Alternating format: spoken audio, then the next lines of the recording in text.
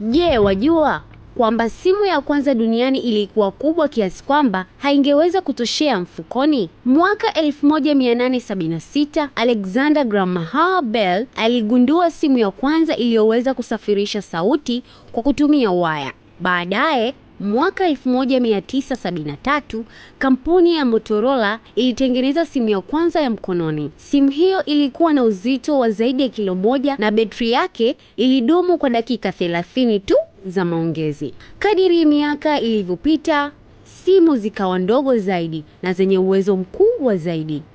Miaka ya 1990, watu walianza kutumia simu kwa kutuma ujumbe mfupi na kucheza michezo kama Snake. Mapinduzi makubwa yalikuja mwaka 2007 wakati simu janja za kisasa zilipoanza kuenea duniani. Badilisha simu kutoka kifaa cha kupigia simu pekee na kuwa kompyuta ndogo inayotoshea mfukoni. Leo hii simu zetu zina uwezo mkubwa kuliko kompyuta zilizotumika kumpeleka binadamu mwezini. Na cha kushangaza zaidi, mabilioni ya watu duniani hutumia simu kila siku bila kufikiria safari ndefu ambayo teknolojia hii imepitia.